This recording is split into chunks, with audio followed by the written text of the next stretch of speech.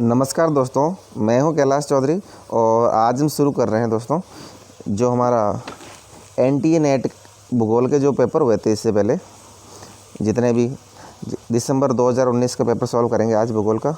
उसके बाद में जुलाई 2019, फिर दिसंबर 2018।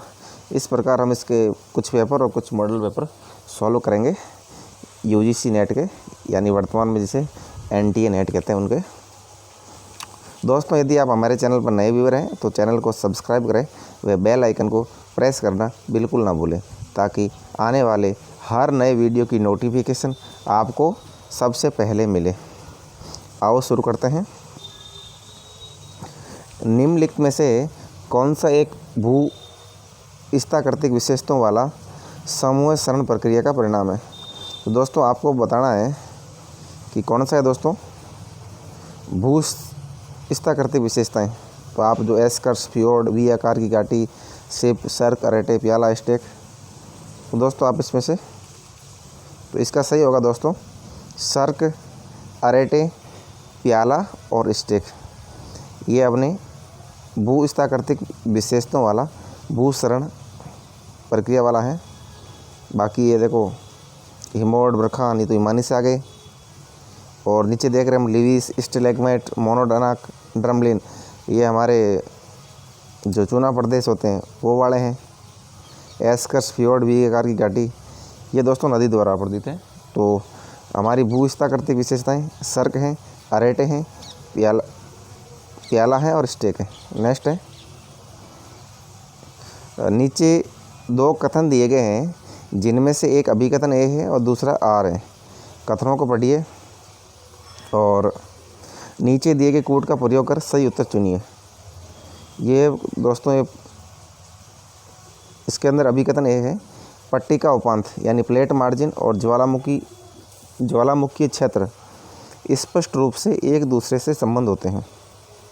फिर इसका तर्क क्या है दोस्तों? अधिकांश ज्वालामुखी क्षेत्र अभिसरण पट्टिकाओं सीमाओं पर अवस्थित होते हैं। तो इसमें से आपको करना है, इसमें दोनों सही दोस्तों। पट्टिका उपांत यानी प्लेट मार्जिन और ज्वालामुखी क्षेत्र स्पष्ट रूप से एक दूसरे से संबंध होते हैं, ये भी सही है। और अधिकांश ज्वालामुखी क्षेत्र अभिसरण पट्टिका सीमाओं पर अवस्थित है, ये भी सही है। नेक्स्ट चलते हैं। मेंडल का ऊपरी भाग जिसके ऊपर पृथ्वी की परपटी पलवन करती है उसे क्या कहते हैं? तो दोस्तों मेंडल का ऊपर वाला किनारा जिसमें पृथ्वी की परपटी पलवन करती है उसे क्या कहेंगे? हम एस्थेनोस्फीयर कहेंगे, ये आप जानते होंगे। इसके बाद चलते हैं हम भूगर्भीय दृष्टि से भारत की सबसे पुरानी चट्टानें कहाँ हैं? तो दोस्तों सबसे पुरानी चट्टानें कहाँ पर है भारत में, आपको बताना है। कर्नाटक के धारवाड़ क्षेत्र में जो चट्टानें हैं भारत की सबसे पुरानी चट्टानें हैं। राजस्थान की अरावली वाली, जो मध्य प्रदेश का विंध्य क्षेत्र, पंजाब, ये बाद की है। उसके बाद चलते हम निम्नलिखित में से क्या समुद्र तल में वैश्विक परिवर्तन लाने के लिए उत्तरदायी है? तो दोस्तों समुद्र तल में जो वैश्विक परिवर्तन आता है उसके लिए कौन उत्तरदायी है? तो दोस्तों सुस्थितिक, तो अंग्रेजी में क्या कहेंगे सुस्थिति को? यूस्टैटिक। ये यूस्टैटिक है दोस्तों, ये हमारे परिवर्तन लाने के लिए उत्तरदायी हैं। समुद्र तल में वैश्विक परिवर्तन लाने के लिए यूस्टैटिक, आपको ध्यान रखना है दोस्तों। एक लिखा eustatic sea level change occurs when there is a global change in the amount of water stored in the oceans or a change in geometry of the oceans basic। Next चलते हैं दोस्तों। निम्नलिखित में से विद्वानों के किस समूह ने धाराओं द्वारा पार्श्विक सरण की पेडिमेंट के निर्माण में भूमिका पर बल दिया? तो दोस्तों कौन से विद्वान हैं जिन्होंने धाराओं द्वारा पार्श्विक सरण की पेडिमेंट के निर्माण में भूमिका पर बल दिया? तो दोस्तों ये पेज हैं, ब्लैकवेल्डर और जॉनसन। तो आपको दोस्तों इनके नाम ध्यान रखने हैं, एक पेज, दूसरा ब्लैकवेल्डर और तीसरा जॉनसन। चूना पत्थर गुफाओं के उद्गम का दो चक्रीय सिद्धांत किसके द्वारा प्रस्तुत किया गया था? तो आपको बताना कि चूना पत्थर गुफाएं हैं उनके उद्गम का दो चक्रीय सिद्धांत किसके द्वारा प्रस्तुत किया गया? ये दोस्तों डेविस द्वारा किया गया। टू साइकिल थ्योरी डेविस की है। नेक्स्ट चलते हैं, विवर्तनिक बल के कारण निम्नलिखित में से किस लक्षण का निर्माण होता है? तो दोस्तों टेक्टोनिक फोर्स होता है, उसके कारण किस लक्षण का निर्माण होता है? तो रिफ्ट घाटी बनती है। तो दोस्तों आपको ध्यान रखना है कि टेक्टोनिक फोर्स के कारण रिफ्ट घाटी बनेगी। कौन सी बनेगी? रिफ्ट घाटी, ये आपको पता है।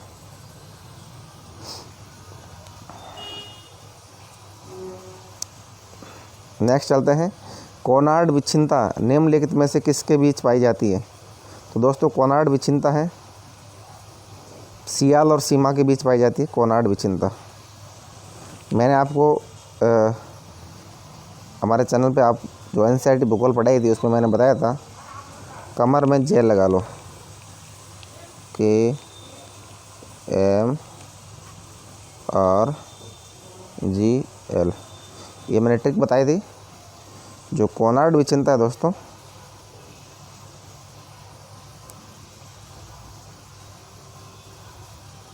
सियाल और सीमा के बीच है।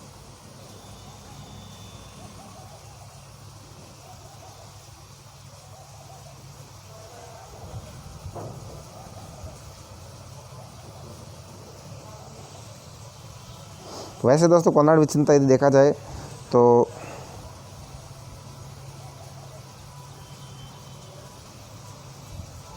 सियाल सीमा के बीच ही आएगा, क्योंकि ऊपरी मेंटल निचले मेंटल ये तो बाहरी विभाजन है। और वैसे विभाजन करें तो क्या आएगा?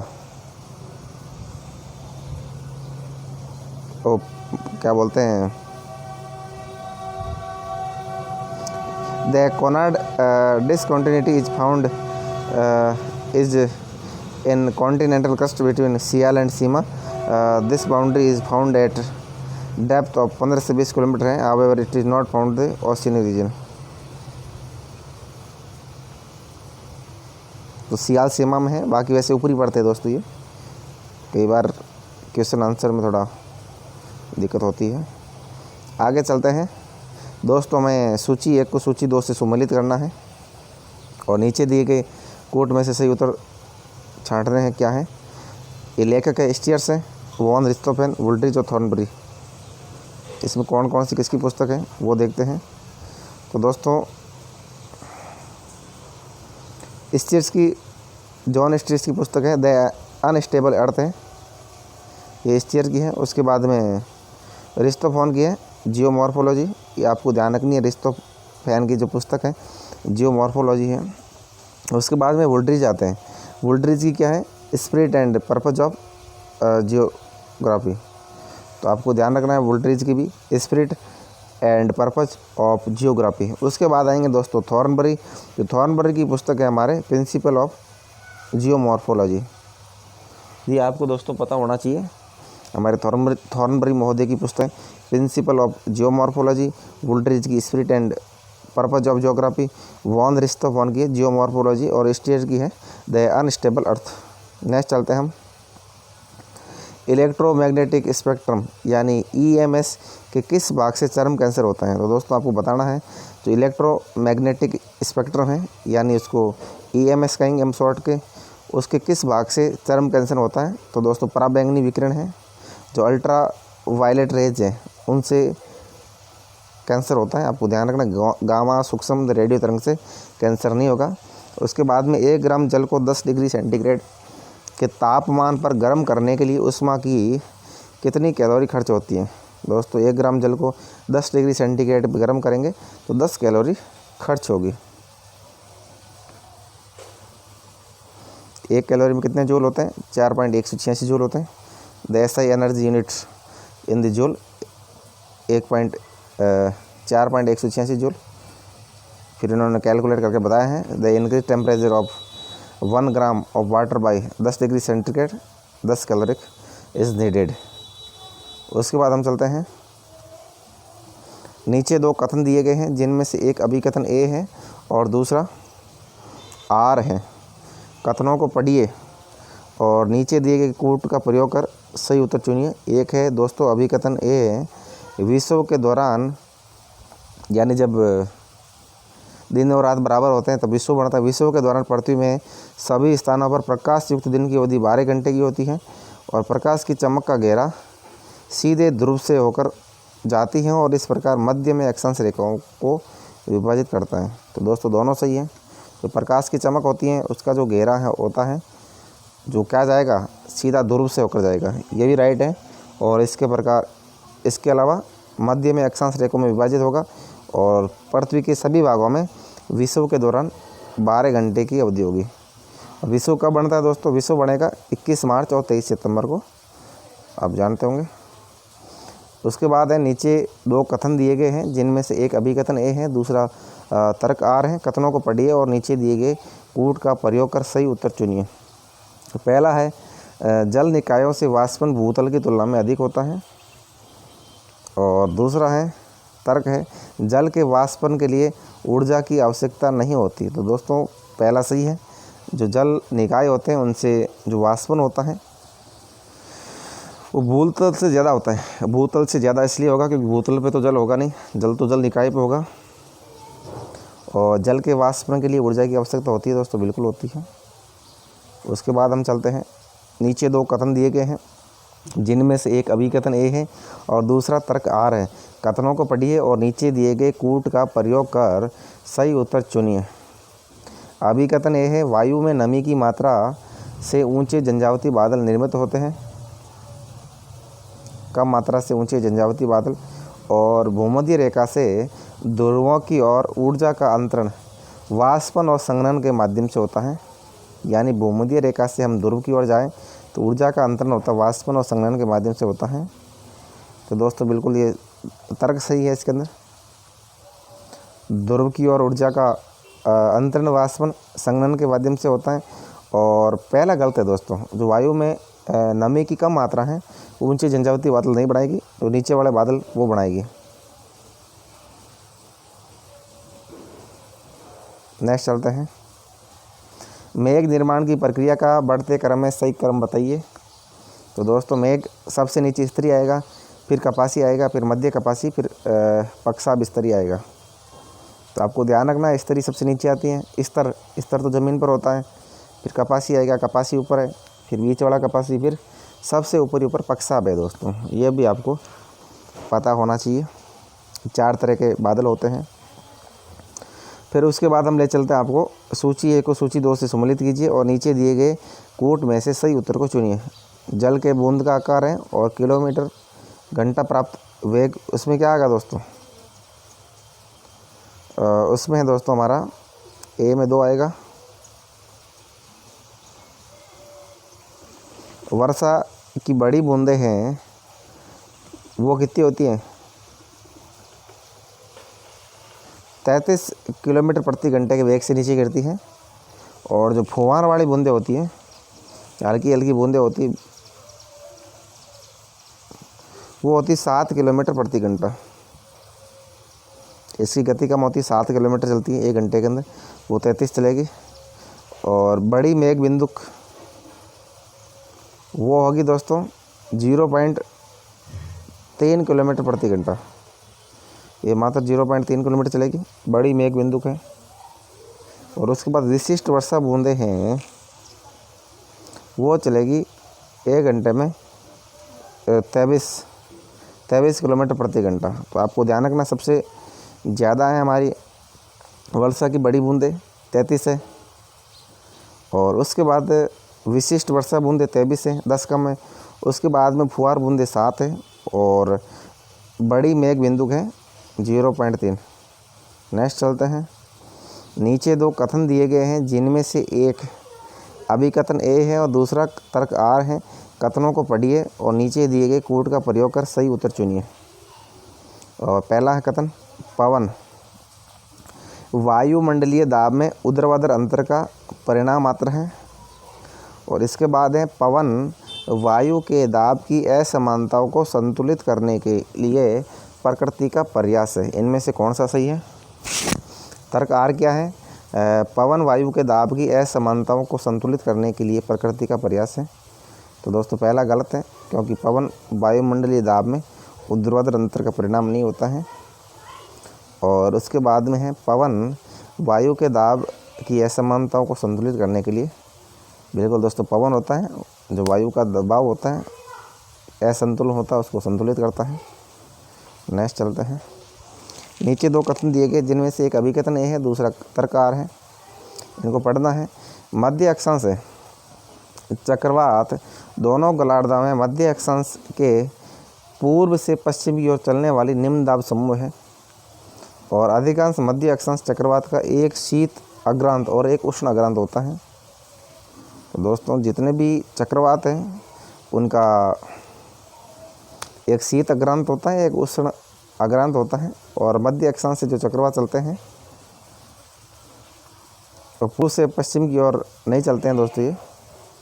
ये क्या बताया इसने, मिड लैटिट्यूड साइक्लोन और लो प्रेशर, ये लो प्रेशर वाला होता है system with associate cold front, ये ठंडी धाराओं के साथ चलते हैं। वार्म फ्रंट गर्म धाराओं के साथ चलते हैं और ऑक्यूलेटेड फ्रंट होती है उनके साथ चलते हैं। This cyclones move from west to east, ये पश्चिम से पूर्व की ओर चलते हैं। ये इसने उल्टा बताया दोस्तों, पूर्व से पश्चिम बताया, पप्पू पश्चिम से पूर्व की ओर होते हैं साइक्लोन हमेशा। The pressure of front causes abrupt change in the weather condition over the area in the middle and high latitude. ये मध्य और उच्च अक्षांश भी चलते हैं। Mid latitude cyclone are formed between 35 degree Celsius and 65 degree centigrade. North and south latitude more evident in the winter season. उसके बाद हम चलते हैं। नीचे 2 कथन दिए गए हैं जिनमें से एक को अभिकथन ए है और दूसरा तर्क आर है। कथनों को पढ़िए और नीचे दिए गए कूट का प्रयोग कर सही उत्तर चुनिए। तो दोस्तों पहला क्या है, ताप व्युत्क्रम के दौरान घटित होने वाली अत्यधिक स्थायी दशाएं वह होती हैं जब वास्तव में तापमान वास्तव में ऊंचाई के साथ साथ बढ़ता है और ताप व्युत्क्रम में अधिक उर्ध्व वायु आगम होता है। दोस्तों इसका क्या उत्तर सही होगा, पहला सही है, क्योंकि ताप व्युत्क्रम के दौरान घटित होने वाली अत्यधिक स्थायी दशाएं हैं वह होती हैं जब तापमान वास्तव में ऊंचाई के साथ बढ़ता है। और आर गलत है, क्योंकि ताप व्युत्क्रम से अधिक उर्ध्व वायु गमन होता है। ये गलत है दोस्तों, कम वायु गमन होगा। फिर नेक्स्ट है इसके बाद में, निम्नलिखित में से किस तट में संकीर्ण महाद्वीपीय शेल्फ है। ऐसा कौन सा तट है जिसमें संकीर्ण महाद्वीपीय शेल्फ है। तो दोस्तों दक्षिणी अमेरिका का पश्चिमी तट है वो बिल्कुल दोस्तों संकरा है, जो हमारे चिली अर्जेंटीना वगैरह देश हैं। और निम्नलिखित में से कौन सी चट्टान क्रेटन से संबंधित है। तो दोस्तों क्रेटन से संबंधित चट्टान ग्रेनाइट है। तो आपको ध्यान रखना है क्रेटन क्या होता है, उससे ग्रेनाइट संबंधित है। जो आग्नेयी चट्टान होती हैं igneous rock such as granite, यानी आग्नेयी चट्टान है वो क्रेटन से संबंधित होती है। आगे क्या कर रहे हैं, a craton is an old and stable part of the continental crust that has survived the merging and splitting of continents and super continents for at least 500 million years. 500 million लग जाते हैं इनको बढ़ने के अंदर। Some are over 2 billion year old, कुछ 2 billion पुरानी है। Cratons are generally found in the interiors of continental, यानी पृथ्वी के अंदर पाई जाती है। नेक्स्ट चलते हैं हम, ये सूची 1 को सूची 2 से मिलान करना है। ये कटक है दोस्तों और कौन से महासागर में कटक है वो बताने हैं। तो इसने बताया है जो कार्लसबर्ग कटक हैं दोस्तों वो हिंद महासागर में है। तो आपको ध्यान रखना है कार्लसबर्ग कहाँ है, हिंद महासागर में है कार्लसबर्ग कटक। उसके बाद में है जो मध्य अटलांटिक कटक है वो है अटलांटिक महासागर में। तो दोस्तों मध्य अटलांटिक कटक यानी मिड अटलांटिक कटक कहाँ है, अटलांटिक महासागर के अंदर है। उसके बाद में ईस्ट पैसिफिक राइज, ये कहाँ है दोस्तों, प्रशांत महासागर में है ईस्ट पैसिफिक राइज। और उसके बाद में है अंटार्कटिक कटक। तो दोस्तों अंटार्कटिक कटक अंटार्कटिक महासागर के अंदर ही होगा। अंटार्कटिक कटक अंटार्कटिक महासागर में, ईस्ट पैसिफिक प्रशांत में, मध्य अटलांटिक में और कार्लसबर्ग है हमारे हिंद महासागर में। उसके बाद हम चलते हैं, निम्नलिखित में से कौन सी संख्या A.R. वॉलेस द्वारा स्थापित विश्व के प्रमुख जंतु भौगोलिक प्रदेश को दर्शाती है। तो दोस्तों कितने भौगोलिक प्रदेश बताए हैं AR वॉलेस ने। जंतु भौगोलिक 6 प्रदेश बताए हैं। AR Wallace described 6 major geographical regions of the world in 1876. Geographical regions are characterized on the basis of distinctive animals' life. According to AR Wallace, 6 major geographical regions are Palearctic region, Arctic region, Neotropical regions, Oriental region, Ethiopian region and Australian region. ये दोस्तों 6 reason बताए हैं, आपको नाम भी ध्यान होना चाहिए। ऑस्ट्रेलियन रीजन हो गया, इथियोपिया वाला रीजन हो गया, ओरिएंटल वाला क्षेत्र हो गया, न्यूट्रॉपिकल क्षेत्र हो गया और निक्टिकल रीजन हो गया, ये क्षेत्र हैं। उसके बाद हम चलते हैं, निम्नलिखित में से कौन सी समुद्री विशेषता मूंगे की चट्टानों के तेज़ विकास के लिए सहायक नहीं है। तो दोस्तों कौन सी समुद्र की विशेषता है मूंगे की चट्टान के तेज़ विकास के लिए सहायक नहीं है। तो मूंगे की विकास के लिए गाइनोट और समुद्री टीला सहायक नहीं है। ये हमारा द्वीप तट के समीप, द्वीप होता तट के समीप, वो मूंगे के लिए सहायक होता है। छोटी नहरों के समीप भी मूंगा पनपता है, झील के आसपास भी मूंगा पनपेगा। और लेकिन गाइनोट और समुद्री टीला है, वहाँ दोस्तों मूंगा नहीं होगा। ये क्या बता रहा है, coral reefs grow best in warm water of 21 to 21 to 28 degree centigrade. यानी जो मूंगा पनपता है, गर्म पानी चाहिए, 21 से 28 डिग्री सेल्सियस पानी होना चाहिए। Coral prefer clear and shallow water, पानी कैसा होना चाहिए, छिछला पानी होना चाहिए। और where lots of sunlights filter through to their symbiotic algae, यानी जो सूर्य का प्रकाश भी होना चाहिए इसके अंदर। And corals best growth at depth up to 18 metres, यानी 18 मीटर तक गहराई में मूंगा पनपने के लिए आदर्श दशाएँ होती है। Corals needs access to sunlight for photosynthesis, so the water where they grow needs to be shallow and clear.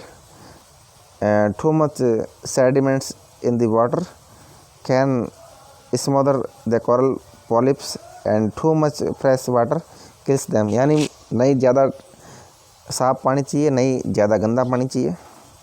That is why coral reefs don't grow close to the mouths of rivers। आगे चलते हैं, निम्नलिखित में से कौन सा प्राकृतिक वायु प्रदूषण का उदाहरण नहीं है। दोस्तों जो प्राकृतिक वायु प्रदूषण का कौन सा उदाहरण नहीं है, ज्वालामुखी विस्फोट से निकली राख, ये तो प्राकृतिक प्रदूषण का उदाहरण है। न्यूक्लियर परीक्षण, ये दोस्तों कृत्रिम में, क्योंकि न्यूक्लियर परीक्षण कौन करता है, मानव करता है। पौधों द्वारा नियुक्त बीजाणु, ये भी प्राकृतिक है। पवन द्वारा उड़ाई गई धूल, ये भी प्राकृतिक है। तो न्यूक्लियर परीक्षण है, इसमें गलत होगा, यानी सही होगा जो वायु प्रदूषण के लिए प्राकृतिक प्रदूषण नहीं है। उसके बाद हम चलते हैं, निम्नलिखित में से किस घटक पर US पर्यावरण प्रदूषण निर्धारण, जिसे EPA कहते हैं, उसके द्वारा वायु गुणवत्ता सूचकांक यानी AQI की गणना के लिए विचार नहीं किया जाता। तो दोस्तों कार्बन डाइऑक्साइड होता है, जो CO2 से प्रदूषण होता है, उसको US पर्यावरण प्रदूषण निर्धारण वायु गुणवत्ता सूचकांक की गणना के लिए प्रयुक्त नहीं करता है। भू स्तर पर ओजोन को वायु प्रदूषण के लिए शामिल किया जाता है, विविक्त पदार्थ को किया जाता है, सल्फर डाइऑक्साइड को किया जाता है, लेकिन कार्बन डाइऑक्साइड को नहीं किया जाता है। ये कह रहा है, क्या बता रहा है, the AQI is an index for reporting daily air quality. It tells you how clean or polluted your air is and what associate health effects might be concern for you। EPA calculates the AQI for 5 major air pollutants regulated by the Clean Air Act। यानी 5 तरह के इसके सूचकांक होते हैं। एक होता है clear air act, ground level ozone, इसको एक तो साफ हवा और ग्राउंड लेवल की ओजोन, पार्टिकुलेट मैटर, कार्बन और मोनोऑक्साइड और सल्फर डाइऑक्साइड और नाइट्रोजन डाइऑक्साइड। ये दोस्तों 5 तरह की जो हवाएं होती हैं, विषैली हवाएं होती हैं, वो होती हैं। एक तो nitrogen dioxide, sulphur dioxide, carbon monoxide और पार्टिकुलर मैटर और हमारे ओजोन। सूची 1 को सूची 2 से सम्मिलित कीजिए और नीचे दिए गए कोट में से सही उत्तर को चुनिए। ये यारडंग का स्थान बता रहा है और अस्म विज्ञान यहाँ से क्या क्या मिला है वो पूछ रहा है। जैसलमेर मिला दोस्तों, इयोसिन काल के पत्थर मिले हैं, इयोसिन काल में चूना पत्थर मिले हैं जैसलमेर से। उसके बाद हम चलते हैं खास रेगिस्तान जो अफ़गानिस्तान में है, वहाँ से क्या मिली है, मिट्टी मिली है। और उसके बाद सिनाई है, सिनाई से क्या मिला दोस्तों, न्यूबियन बलुआ पत्थर मिला है। सिनाई का मरुस्थल है, वहाँ से न्यूबियन बलुआ पत्थर मिला है। और उसके बाद हम चलते हैं सऊदी अरेबिया। तो सऊदी अरेबिया से दोस्तों हमें कैलीची चूना पत्थर मिला है। तो दोस्तों ये आपको ध्यान रखना है, यारडंग है जिसमें कहाँ क्या मिला है। जो जैसलमेर क्योंकि हमारे भारत के अंदर है, इसका तो ध्यान होना चाहिए। जैसलमेर से चूना पत्थर मिला है इयोसिन काल का। और जो खास रेगिस्तान है उससे मृदा मिली है, सिनाई से न्यूबियन बलुआ पत्थर मिला है, सऊदी अरब से कैलीची चूना पत्थर मिला है। नेक्स्ट चलते हैं, निम्नलिखित में से कौन सा विलुप्ति के प्रमुख तरंग के संबंध में सही है। दोस्तों कौन सा सही है, विलुप्ति के प्रमुख तरंग के संबंध में सही कौन सा है। मनुष्य अभी भी परमुक्तिया एक आखेटक और संग्रह करने वाला था, लौह युग के दौरान, कांस्य युग के दौरान, औद्योगिक क्रांति के पश्चात। तो दोस्तों सही इसके अंदर है, मनुष्य अभी भी प्रमुख रूप से एक आखेटक और संग्रह करने वाला था, ये जब विलुप्ति के प्रमुख तरंग के संबंध में सही है। History of life on the earth witnessed 5 mass extinction of species as a result of natural calamities at the time of the first wave of extinction. Man was still predominantly a hunter and gatherer, यानी शुरुआत में जब मानव क्या था, शिकारी था और कंदमूल इकट्ठे करता था। The second wave of extinction begins 10,000 years ago, 10,000 साल पहले दूसरा तरंग आया था। पहली कब थी, पहले 10,000 साल से पहले। नेक्स्ट चलते हैं दोस्तों, पूर्वी अफ्रीका के विषुवतीय पर्वतों में बेन उन्नतास पर वानस्पतिक मेखला का घटते क्रम में ऊपर से नीचे की ओर सही क्रम क्या है। तो दोस्तों आपको ध्यान होना चाहिए कि पूर्वी अफ्रीका के विषुवतीय पर्वत में जो भिन्न उन्नतास पर वानस्पतिक मेखलाएँ, उनका घटते क्रम में ऊपर से नीचे की ओर सही क्रम क्या है। तो सबसे हम जैसे पूर्वी अफ्रीका में विषुवतीय पर्वत में चलें तो पहले आएगा अफ्रीकी अल्पाइन मेखला, उसके बाद आएगा एरिक्सेस मेखला, फिर बांस क्षेत्र, फिर निम्न भूमि क्षेत्र। निम्न भूमि क्षेत्र दोस्तों सबसे पश्चिम के अंदर है, तो आपको ध्यान रखना, सबसे पहले आएगा अफ्रीकी अल्पाइन मेखला, फिर एरिक्सेस मेखला आएगा, फिर बांस क्षेत्र है, फिर निम्न भूमि। निम्न भूमि सबसे पश्चिम के अंदर है और सबसे पूर्व के अंदर है अफ्रीकी अल्पाइन मेखला, और फिर बाद में एरिक्सेस बांस क्षेत्र भी इस साइड है। फिर हम नेक्स्ट चलते हैं, भूगोल में नोमोथेटिक अप्रोच निम्नलिखित में से किस अध्ययन पर बल देता है।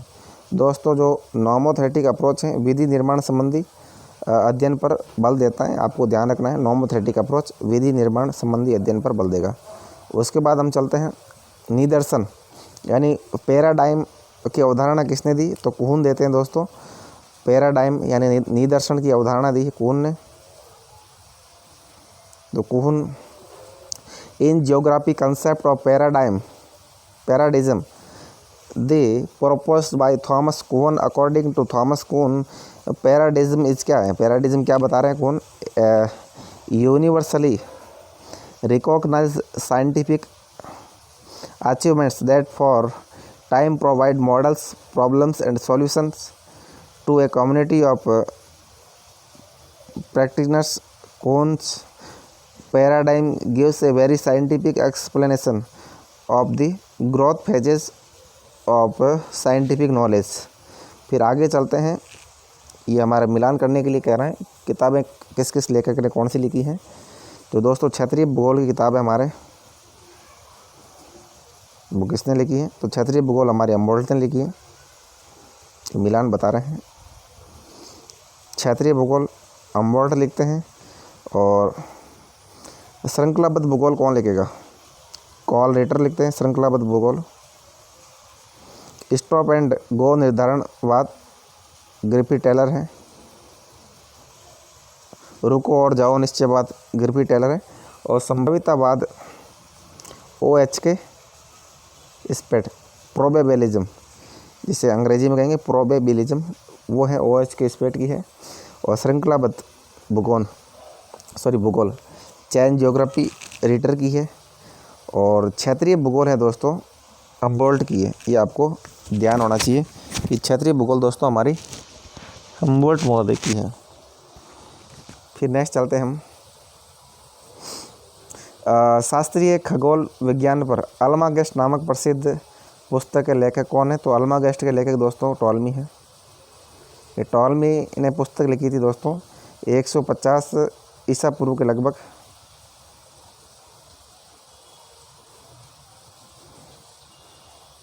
ये क्या कर, Almagest is an astronomical text, यानी जो वास्तुशास्त्र के बारे में पुस्तक है, जलवायु astronomical, written about 150 AD by Ptolemy.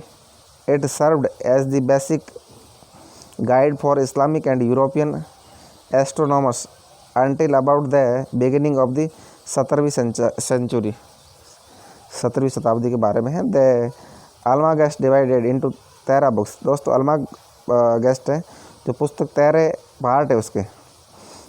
These books explain and predict the motions of the सन, सूर्य की गति, चंद्रमा की गति, ग्रहों की गति, स्टार, इनके बारे में दोस्तों इस पुस्तक के अंदर है। Almagest also deals with trigonometry, त्रिकोणमिति, कार्टोग्राफी भी है, एंड अदर एस्ट्रोनॉमिकल फिनोमेना, यानी और भी एस्ट्रोनॉमिकल फिनोमेना है, इनके बारे में है।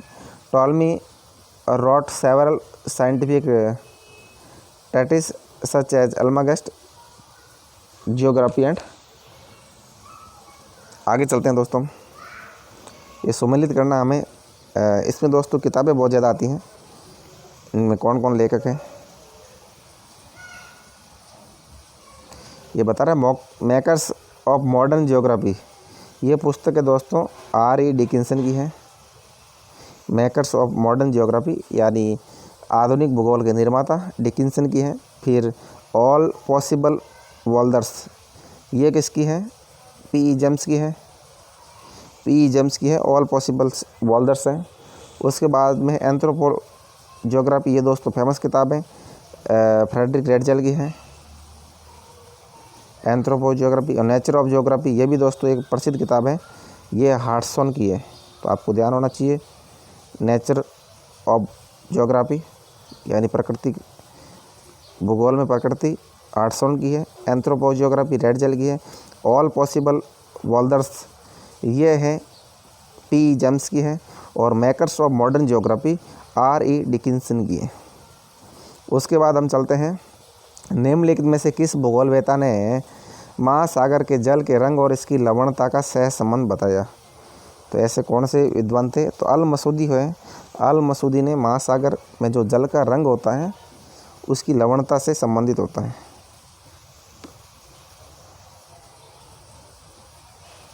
अल मसूदी कह रहे हैं the salt in the seas and oceans comes from the land, यानी अल मसूदी कहते हैं कि जो लवण होता है वो भूमि से आता है। He also contributes to cosmography, meteorology, oceanography, study of land forms and astronomy.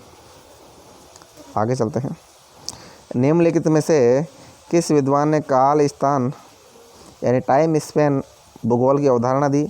तो दोस्तों वो कौन थे? हैंगर स्ट्रेड थे।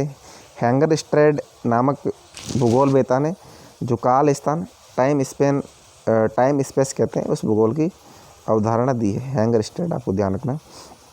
निम्नलिखित में से कौन ए 100 ईयर्स ऑफ ज्योग्राफी पुस्तक के रचयिता हैं? तो दोस्तों ये हैं T.W. फ्रीमैन। तो T.W. फ्रीमैन ने 100 ईयर्स ऑफ ज्योग्राफी यानी 100 वर्षों का भूगोल नामक पुस्तक लिखी है TW फ्रीमैन ने। दोस्तों आपको ध्यान रखना है, कंफ्यूज नहीं होना है। उसके बाद हम चलते हैं, किसने मानसिक मानचित्र यानी मेंटल मैप की अवधारणा विकसित की?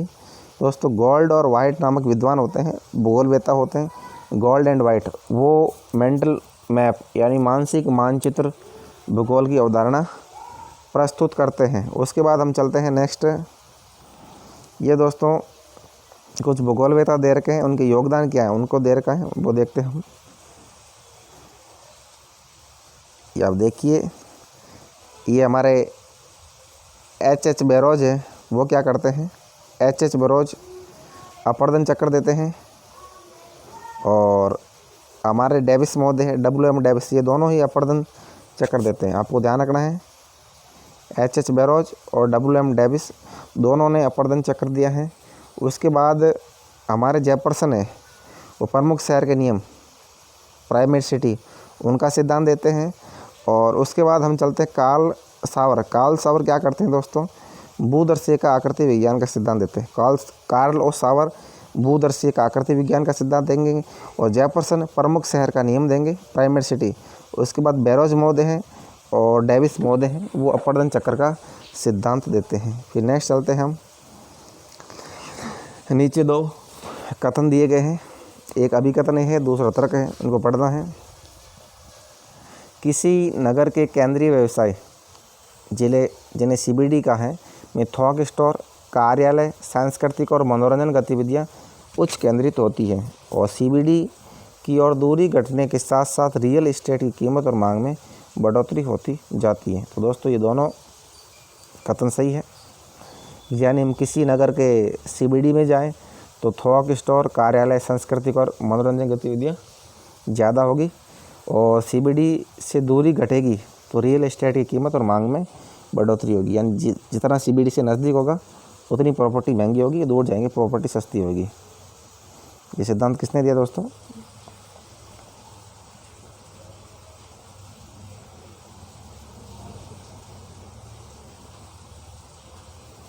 CBD की फुल फॉर्म क्या? Central business district.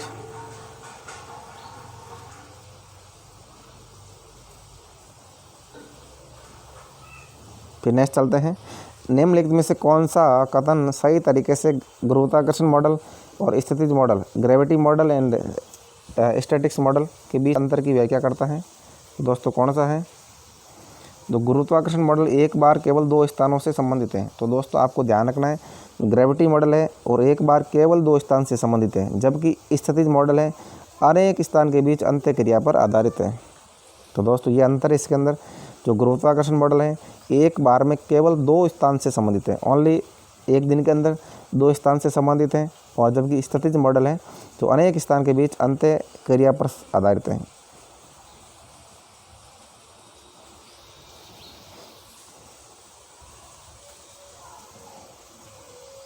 ये क्या है? द ग्रेविटी मॉडल और माइग्रेशन, ये दोस्तों जो प्रवसन होता है, जनसंख्या प्रवसित, उनसे संबंधित है। Is a model urban geography derived from Newton's law of gravity and used to predict the degree of migration interaction between 2 places. The gravity model of migration is therefore based upon the idea that importance of one of both the location increase, there will also be an increase in movement between them. Gravity model of migration deals with only 2 places at a time, while potential model accounts for interaction between many places. ये दोस्तों अनेक स्थानों के बीच होगा जो स्थैतिक सिद्धांत है और 2 स्थानों के बीच होगा गुरुत्वाकर्षण सिद्धांत। ये दोस्तों इन्होंने दिया है ऐतिहासिक अवधि और अवधि दिया है, मुगल काल, प्राग ऐतिहासिक काल, पूर्व ऐतिहासिक काल और मध्यकाल। तो मुगल काल दोस्तों आप जानते हैं सभी से छुपा हुआ नहीं, किसी से छुपा हुआ नहीं है। मुगल काल 1526 से 1800 ईस्वी, यानी 1526 में 1526 में जब बाबर शासक बना तब से लेकर 1857 माना जाता है। वैसे तो बहादुर शाह से पहले 1800 लेकर, ये भी सही है। फिर दोस्तों प्राग ऐतिहासिक काल है, 2350 ईसा पूर्व से 1800 ईसा पूर्व, यानी जो इन्होंने हड़प्पा सभ्यता के काल को बताया है 2350 से, जो 2350 से 1750 होता है, ये 1800 बताया, ये भी लगभग सही है। और पूर्व ऐतिहासिक कब है दोस्तों?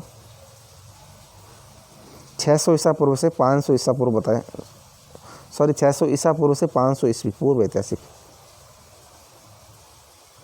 और मध्यकाल है दोस्तों, वो इसने 600 से 1800 ईस्वी बताया, यानी जो राजपूत काल कहते हैं मध्यकाल में 600 से लगभग 1200 ईस्वी का काल है, 700 से 1200 सॉरी, इसके अंदर मध्यकाल में है 600 से 1800। एक बार फिर देखें, 2350 ईसा पूर्व से 1850 ईसा पूर्व तो है प्राग ऐतिहासिक। फिर उसके बाद हम आते हैं, फिर मध्यकाल में चलते हैं। तो मध्यकाल का बताया इसने 600 ईसा पूर्व से 500 ईस्वी तक मध्यकाल है। और फिर 600 से 1800 है, सॉरी दोस्तों, मध्यकाल 600 से 1800 है। और पूर्व ऐतिहासिक बताया इसने, एक और विभाजन है जो 600 ईसा पूर्व से 500 ईस्वी है। और मुगल काल सभी जानते हैं आप, 1526 से 1857। फिर नेक्स्ट चलते हैं, वर्ष 2011 में निम्नलिखित संघ राज्यों में से सर्वाधिक शहरीकृत राज्य कौन सा है? तो दोस्तों सबसे ज़्यादा NCR दिल्ली है। कितना क्या शहरी करते वो देखते हैं दोस्तों। दिल्ली में 97.50 97.50 नगरीकृत है। उसके बाद सबसे ज़्यादा में चंडीगढ़ है, 97.25 है। और उसके बाद में दोस्तों हमारा लक्षद्वीप है 78, और दमन और दीव 75। उसके बाद सारे कम में अंडमान निकोबार तो मात्र 35% नगरी करते हैं। कितना? 35%, यानी 35% लोग नगरों में रहेंगे, बाकी 65% गाँव में रहते हैं।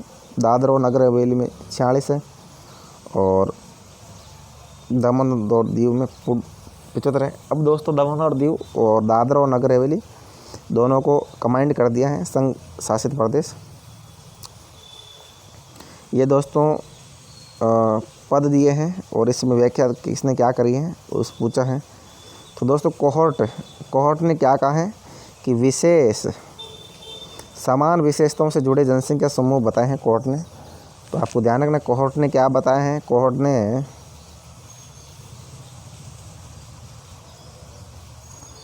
कोहॉर्ट ने विशेष समान विशेषताओं से जुड़े जनसंख्या समूह बताए हैं।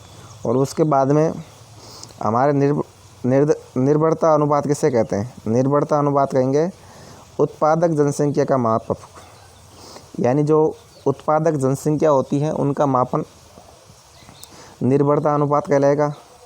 कोहॉर्ट ने विशेष समान विशेषताओं से युक्त जनसंख्या समूह दिए हैं। और जनसंख्या पिरामिड किसे कहते हैं? उम्र और लिंग संरचना को दर्शाने वाला ग्राफिक विधि। जनसंख्या पिरामिड में उम्र और लिंग संरचना को दिखाएगा। और कुल प्रजनन दर में क्या आएगा? बच्चा जनन करने वाले वर्षों में महिलाओं द्वारा प्रजनन किए जाने वाले बच्चों की औसत संख्या कुल प्रजनन दर कहलाएगा। यानी बच्चा जनन करने वाले जो वर्ष है उसमें महिलाओं द्वारा प्रजनन किए जाने वाले बच्चों की औसत संख्या कहलाएगा। तो आपको समझ में आ गए। कोहॉर्ट का ध्यान रखना है। कोहॉर्ट विशेष समान विशेषताओं से जुड़े जनसंख्या समूह है। निर्भरता अनुपात उत्पादक जनसंख्या का मापन है। पिरामिड में जनसंख्या पिरामिड में उम्र और लिंग के अनुसार जो ग्राफ बनाते हैं। और प्रजनन दर जब बच्चा जनन करती है महिलाएं, उनकी दर है। इसमें दोस्तों इसने बताया है सेंट्रल मॉडल दिया है। अगले सवाल में कॉन्सेनिक जोन मॉडल दिया है, विंटरेंट सिद्धांत दिया है, और CBD दिया है। तो पहले में जो सेक्टर मॉडल क्या होगा, हम आपको सेक्टर मॉडल बता रहे हैं दोस्तों। सेक्टर मॉडल है उसमें 4 होगा। नगरों की आंतरिक संरचना का मॉडल, जिसमें सामाजिक समूह क्षेत्रों की श्रृंखलाओं या CBD से निकालने वाले क्षेत्रों के चारों ओर व्यवस्थित है। तो सेक्टर मॉडल आपको समझ में आ गया होगा। सेक्टर मॉडल नगरों की आंतरिक संरचना का मॉडल है, जिसमें सामाजिक समूह क्षेत्रों की श्रृंखलाओं का CBD से निकलने वाले क्षेत्र के चारों ओर व्यवस्थित है। उसके बाद दोस्तों को कॉन्सेजिक जोन मॉडल है। कॉन्सेजिक जोन मॉडल में क्या है? एक आएगा नगरों की आंतरिक संरचना का मॉडल है, जिसमें सामाजिक समूह वलय श्रृंखलाओं में स्थानिक रूप से व्यवस्थित हैं। फिर दोस्तों हम चलते हैं विडरेंट सिद्धांत। विडरेंट सिद्धांत क्या है? विडरेंट सिद्धांत ये है कि ऐसा सिद्धांत जो बताता है कि रियल एस्टेट कीमत और मांग बदल जाती है और सीबीडी की दूरी बढ़ती रहती है। सीबीडी क्या है? सीबीडी दोस्तों नगर का केंद्र है जहाँ खुदरा स्टोर और कार्यालय अधिक संख्या में स्थित है। सीबीडी आप जान गए, बिल्कुल सेंटर के अंदर है, पहले भी हमने पढ़ा था। और विडरेंट सिद्धांत दोस्तों आपको समझ ही होंगे। विडरेंट सिद्धांत क्या होता है? ऐसा सिद्धांत जो बताता है कि रियल एस्टेट की कीमत और मांग बदल जाती है जब सीबीडी की ओर दूरी बढ़ती है। यानी जब सीबीडी से जितना दूर जाएंगे तो उतनी ही जो हमारे रियल एस्टेट यानी लैंड ज़मीन उनकी कीमत कम हो जाएगी। इसे कहेंगे विडरेंट सिद्धांत। और कॉन्सेनिक जोन सिद्धांत एक बार फिर समझाता हूँ आपको। कॉन्सेनिक जोन सिद्धांत किसे कहेंगे? नगरों की आंतरिक संरचना का मॉडल है दोस्तों ये, जिसमें सामाजिक समूह वलय श्रृंखलाओं में स्थानिक रूप से व्यवस्थित है। और सेक्टर मॉडल क्या है? नगरों की आंतरिक संरचना का मॉडल है जिसमें सामाजिक समूह क्षेत्रों की श्रृंखलाओं या सीबीडी से निकालने वाले क्षेत्रों के चारों ओर व्यवस्थित है। सेक्टर मॉडल दोस्तों तो सीबीडी के चारों ओर व्यवस्थित है। नेक्स्ट है दोस्तों, निम्नलिखित में से कौन सा सिद्धांत क्रिस्टलर मॉडल के निम्न चित्र को प्रतिबिंबित करता है? तो दोस्तों इसमें कितने डॉट हैं? आप डॉट देख रहे हैं, 1 2 3 4 5 6 7। तो 7 डॉट है दोस्तों, वो क्या है? 7 डॉट वाला प्रशासनिक सिद्धांत है। जो 7 डॉट है दोस्तों वो प्रशासनिक है। और जिसमें 4 डॉट है, जो 7 ने होके मान लो 4 डॉट होते वो तो क्या होता? परिवहन सिद्धांत होता। और 3 डॉट है वो बाजार सिद्धांत होता।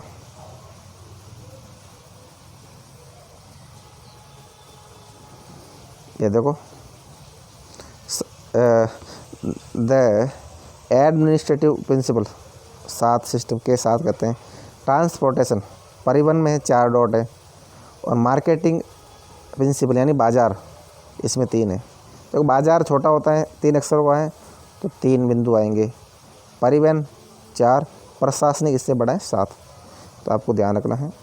उसके बाद हम चलते हैं निम्नलिखित में से कौन सा मानव बस्ती स्थल निम्न चित्र को दर्शाता है? दोस्तों इसके अंदर कौन सा मानव बस्ती चित्र है?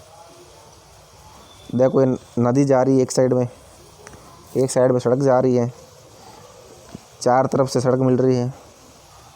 तो ये ब्रिजिंग बिंदु स्थल सिद्धांत है दोस्तों। ब्रिजिंग बिंदु बस्ती स्थल है।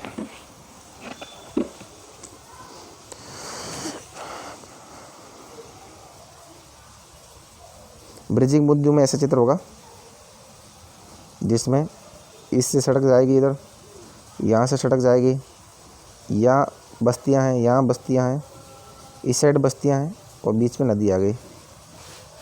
इसे कहेंगे ब्रिजिंग बिंदु बस्ती स्थल।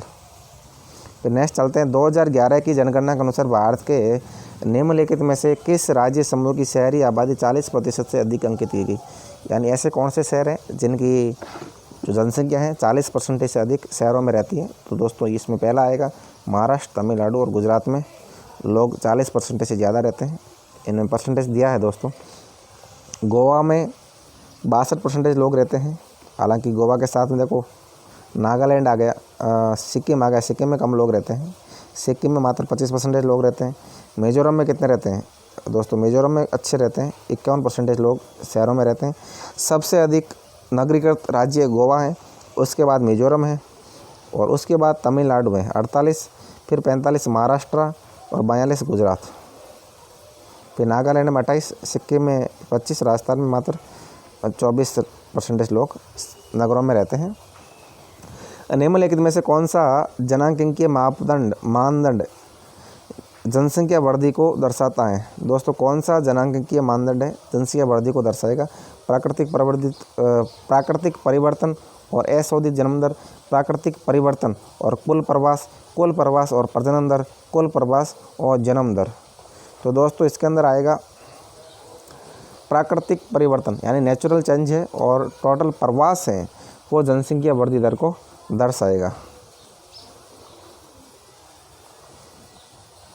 तो आपको ध्यान रखना है। Natural change and net migration represents the population growth rate. The rate of natural increase is the difference between the birth rate and death rate. The rate of population growth is the rate of natural increase combined with effects of migration. Thus, a high rate of natural increase can be offset by a large net out migration, and a low rate of natural increase can be counted by a high level of net of migration। यानी दोस्तों प्राकृतिक परिवर्तन और कुल प्रवास जनांगीय मापदंड में जनसंख्या वृद्धि को दिखाएगा। नेक्स्ट है दोस्तों, निम्नलिखित में से कौन सा दो प्रतिस्पर्धी फर्मों के क्षेत्रों के बीच सीमा निर्धारण के कारक के रूप में सही है यदि फर्म या उत्पादन की सुपुर्द कीमत की प्रवणता और ढुलाई दर समान रहती है। तो दोस्तों क्या है, तो फर्म के स्थान से दूरी का कम होना, जो फर्म का स्थान है वहाँ से दूरी का कम होना दो प्रतिस्पर्धी फर्मों के क्षेत्रों के बीच सीमा निर्धारण के कारक के रूप में सही है। नेक्स्ट है, निम्नलिखित में से किस लेखक ने अंतरिक्ष अर्थव्यवस्था में आइसोडेपेंस की संकल्पना शुरू की। दोस्तों आइसोडेपेंस की संकल्पना किसने दी, तो ये वेबर ने दी। दोस्तों आइसोडेपेंस की संकल्पना वेबर ने दी। दोस्तों वेबर ने बताया कि इस तरह वो आइसोडेपेंस होता है। उन्होंने दोस्तों उद्योग की अवस्थिति का सिद्धांत दिया था, इसमें चीज़ बताई उन्होंने, औद्योगिक अवस्थिति का सिद्धांत दिया, उसमें आइसोडेपेंस बताया। Alfred weber formulated a theory of industrial location in which an industry is located where the transportation costs of raw material and final product is a minimum. Weber's model of industrial location is called least cost model. Weber also introduced another concept called isodependence for measuring a spatial variation of transport costs in order to find the least cost location. Isodependence are nothing but lines, joins, places, points or locations of equal transport costs which illustrate cost surface। ये दोस्तों Alfred weber से संबंधित है ये आइसोडेपेंस। द्वितीय विश्व युद्ध के साथ ही राजनीतिक भूगोल में रुचि किस पर केंद्रित थी। दोस्तों जो द्वितीय विश्व युद्ध हुआ था उसमें राजनीतिक भूगोल में रुचि अंतर्राष्ट्रीय संबंधों की तात्कालिक समस्याओं पर केंद्रित थी। उद्योग को जरूरी नहीं होता दोस्तों युद्ध के अंदर। आर्थिक विकास, पड़ोसी देश के साथ क्षेत्रीय सहयोग, अंतर्राष्ट्रीय संबंध किस प्रकार रहे द्वितीय विश्व युद्ध में, क्योंकि उस समय मित्र राष्ट्र और ध्रुवीय राष्ट्र में विश्व विभाजित हो गया था। निम्नलिखित में से किसे प्राथमिक कार्यकलाप के रूप में वर्गीकृत किया जा सकता है। दोस्तों जो प्राथमिक कार्यकलाप के रूप में किसे करेंगे हम, कोयला खनन आएगा दोस्तों इसके अंदर, कोयला खनन प्राथमिक आएगा। शिक्षण दोस्तों तृतीय के अंदर है, सेवा है। कार विनिर्माण भी दोस्तों द्वितीयक में है विनिर्माण। हस्तशिल्प द्वितीय में है। क्या कह रहा है इसमें, coal mining is primary activity. Primary activity are directly dependent on environment as this refer to utilization of earth resource such as land, water, vegetation, building material and minerals. Primary activities include hunting and gathering, pastoral activity, fishing, forestry, agriculture and mining। ये सारे प्राथमिक क्रियाओं में आते हैं। शिक्षण तृतीय में आएगा, हस्तशिल्प और कार विनिर्माण दूसरे में आएगा। ग्रामीण घर किसका सूचक है दोस्तों, पर्यावरण का है ग्रामीण घर।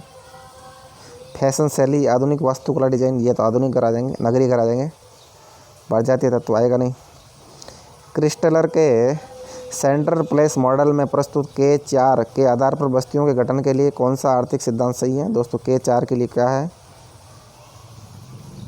परिवहन है। K4 परिवहन आएगा, K3 बाजार आएगा और K7 में प्रशासन आएगा। नीचे दिए गए ग्राफ के अनुसार शहरी भू उपयोगी किस श्रेणी में 2 किलोमीटर दूरी पर आर्थिक क्रय की सर्वोच्च ग्रेडियंट है? दोस्तों ये चित्र दे रखा है, इसके अंदर ये ग्राफिक क्या दे रखा है, इसने ग्राफिक किराया दे रखा है और दूरी दे रही किलोमीटर में 2, 4, 6, 8, 10 किलोमीटर तक, जिसमें दोस्तों इसने बताया है तो 2 किलोमीटर की दूरी होती है वो होगी वाणिज्यिक। फिर दोस्तों 4 किलोमीटर की दूरी होगी उसके बाद में, वो किससे संबंधित होगी? वो होगी औद्योगिक से संबंधित होगी। फिर आती 6 किलोमीटर, वो होगी आवासीय। फिर दोस्तों 8 किलोमीटर आएगा हरित भूमि। इस तरह पहले आएगा वाणिज्य 2 किलोमीटर, फिर 2 के बाद 4 जाएंगे, 4 उद्योग, यानी वाणिज्य क्रिया खत्म हो जाएगी तो उद्योग आएगा, उद्योग धंधे वाला क्षेत्र खत्म हो जाएगा तो आवासीय आएगा, और आवासीय क्षेत्र खत्म हो जाएगा हरित भूमि का क्षेत्र आएगा। आर्थिक क्रय की सर्वोच्च ग्रेडिंग, यानी आर्थिक क्रय ज़्यादा मिलेगा वाणिज्य में, फिर उद्योग में उससे कम होगा, आवासीय में उससे कम है और सबसे कम हरित भूमि में है। औद्योगिक उत्पादन तंत्र के लागत ग्राफ के संबंध में निम्नलिखित में से कौन सा सही है जिसमें उत्पादन को अधिकतम करने वाला लाभ बिंदु है? दोस्तों कौन सा है? तो इसमें के अंदर आपको ध्यान रखना है सीमांत लागत सीमांत आय के बराबर है। ये जो औद्योगिक उत्पादन तंत्र के लागत ग्राफ के संबंध में सही है।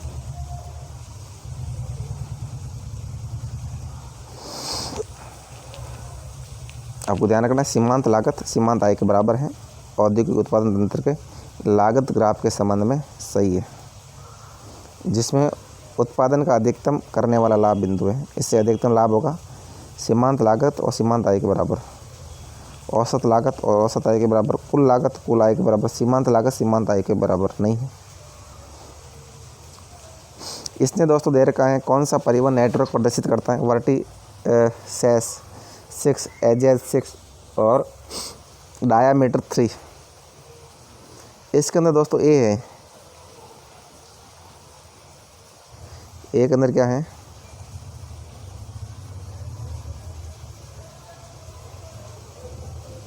Edges 6, diameter 3। ये दोस्तों इसके अंदर ये परिवहन नेटवर्क को ये प्रदर्शित कर रहा है ये चित्र।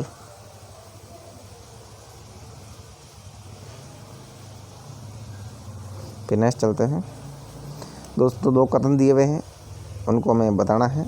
अधिकांश परिवहन नेटवर्क शाखा नेटवर्क के रूप में शुरू होते हैं। ये सही है दोस्तों, अधिकांश जो परिवहन नेटवर्क होते हैं शाखा नेटवर्क के रूप में शुरू होते हैं, क्योंकि उन्हें बनाने वाली परिवहन एजेंसियों की पहली प्राथमिकता आमतौर पर सभी बिंदुओं से जुड़ी होती है। ये भी सही है, लेकिन दोस्तों ये इसकी एक्सप्लेन नहीं कर रहा है, तो इसमें क्या आएगा? दोनों सही है, लेकिन ये कथन है, तर्क की व्याख्या नहीं करता। अधिकांश परिवहन नेटवर्क शाखा नेटवर्क के रूप में शुरू होते हैं, ये भी सही है, क्योंकि उन्हें बनाने वाली परिवहन एजेंसियों की पहली प्राथमिकता आमतौर पर सभी बिंदुओं से जुड़ी होती है, ये भी सही है, लेकिन ये इसकी एक्सप्लेन नहीं करता, तो दोस्तों वैसे होगा।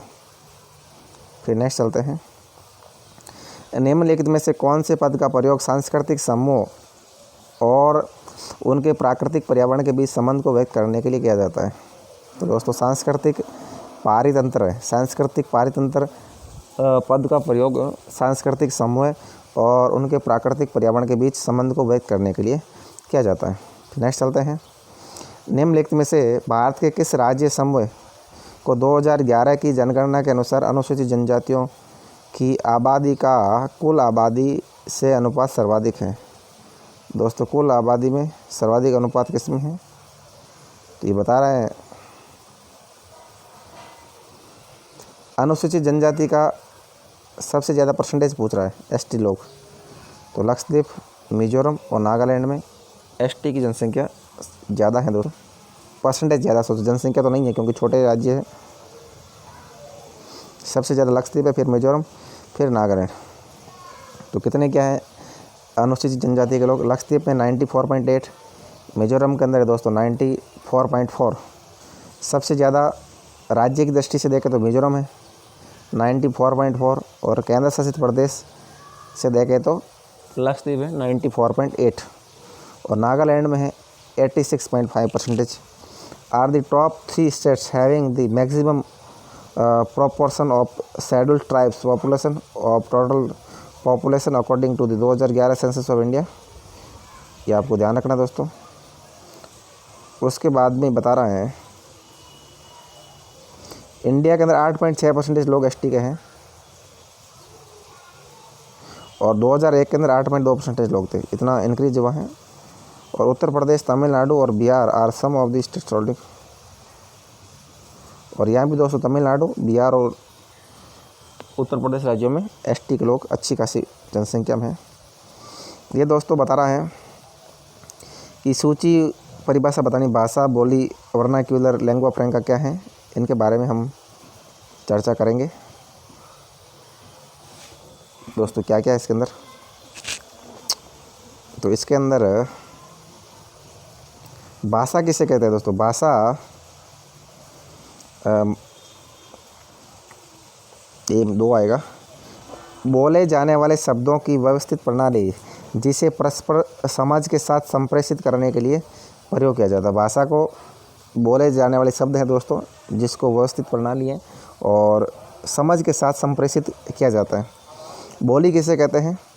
बोली होती है शब्द, उच्चारण, लय और गति में भिन्नता जो समान भाषा बोलने वालों को एक दूसरे से अलग करती है। बोली दोस्तों क्या करेगी? शब्द, उच्चारण, लय, गति में भिन्नता जो समान भाषा बोलने वाले को एक दूसरे से अलग करती है। तभी तो कहते हैं कि मतलब बोली बदलती है। क्या कहते हैं कि एक कोस पे पानी बदले 2 कोस पे वाणी, यानी एक कोस पे तो पानी बदल जाता है, जल अलग अलग क्वालिटी का होता है, और 2 कोस पे वाणी बदल जाती है, बोली इसीलिए है। वर्नाक्यूलर क्या है दोस्तों? वर्नाक्यूलर किसी स्थानीय क्षेत्र की भाषा जो अमान की करते हैं, यानी जो जिस भाषा को मान्यता प्राप्त नहीं है उन भाषा के बारे में कह रहा है। वर्नाक्यूलर किसी स्थानीय क्षेत्र की भाषा जो अमान की करते हैं। और लिंग्वा फ्रैंका क्या है दोस्तों? प्रत्यक मातृभाषा वाले लोगों द्वारा संप्रेषण हेतु प्रयोग की जाने वाली भाषा। लिंग्वा फ्रैंका में जो अलग मातृभाषा वाले लोग हैं वो प्रयोग में जो भाषा लेते हैं उसे लिंग्वा फ्रैंका कहते हैं। प्रत्यक मातृभाषा वाले लोगों द्वारा संप्रेषण हेतु प्रयोग की जाने वाली भाषा को लिंग्वा फ्रैंका कहेंगे।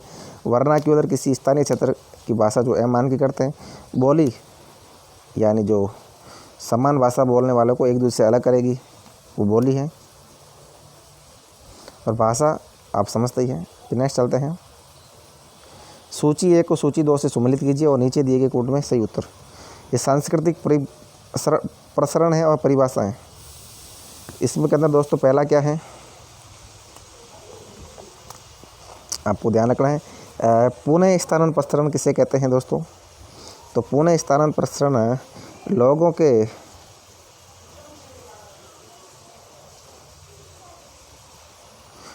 के स्थानिक चालन के कारण सांस्कृतिक शील गुणों का भौगोलिक अंतरण क्या कहलाएगा? पुनः स्थानांतरण प्रसरण कहलाएगा। लोगों के स्थानिक चालन के कारण सांस्कृतिक शील गुणों का भौगोलिक औसत अंतरण पुनः स्थानांतरण प्रसरण कहलाएगा। और पदानुक्रमण प्रसरण क्या कहलाएगा दोस्तों? वो है वर्ग या केंद्र प्रणाली के माध्यम से ऊर्ध्वगामी और अधोगामी विसर्जन पदानुक्रमिक प्रसरण कहलाएगा। फिर दोस्तों हैं विस्तार प्रसरण। विस्तार प्रसरण किसे कहेंगे हम? विस्तार प्रसरण कहेंगे जब नवाचार की स्वीकार्यता या सूचना पूरे समाज में फैल जाती है। जब नवाचार की स्वीकार्यता या सूचना है पूरे समाज में फैल जाएगी उसे हम कहेंगे विस्तार प्रसरण। जब फैल जाएगा तो विस्तार हो जाएगा। और संक्रामक प्रसरण किसे कहेंगे? जब विस्तार सभी व्यक्तियों द्वारा केंद्रीय प्रदेश क्षेत्र को एक समान रूप से प्रभावित करता है, यानी जब विस्तार होता है सभी व्यक्तियों तथा केंद्रीय प्रदेश क्षेत्र को एक समान रूप से प्रभावित करेगा, वो कहलाएगा संक्रामक प्रसरण कहलाएगा। तो दोस्तों संक्रामक प्रसरण आप समझ गए, सबको प्रभावित करेगा। विस्तार नवाचार की स्वीकार्यता और सूचना पूरे समाज में फैल जाएगी। और पदानुक्रमिक में क्या होगा, जब केंद्र प्रणाली के माध्यम से ऊर्ध्वगामी या अधोगामी विसर्जन हो गया पदानुक्रमिक। और पुनः स्थापन लोगों के स्थानिक चालन के कारण सांस्कृतिक शील गुणों का भौगोलिक अंतर। अब दोस्तों भारत में निम्नलिखित में से कौन सा विषय या कार्य समवर्ती सूची में है। दोस्तों समवर्ती सूची का कौन सा है, कीमत नियंत्रण, यानी किसी कीमत पर नियंत्रण करे किसी वस्तु, वो है समवर्ती सूची पर। समवर्ती सूची क्या होती है, जिस विषय पर केंद्र सरकार और राज्य सरकार दोनों कानून बना सकती हैं। ये दोस्तों विषय समवर्ती सूची में डाक और तार और रक्षा और बैंकिंग, ये संघ सूची के विषय हैं। और शिक्षा होता है दोस्तों एजुकेशन, शिक्षा भी समवर्ती सूची का विषय है।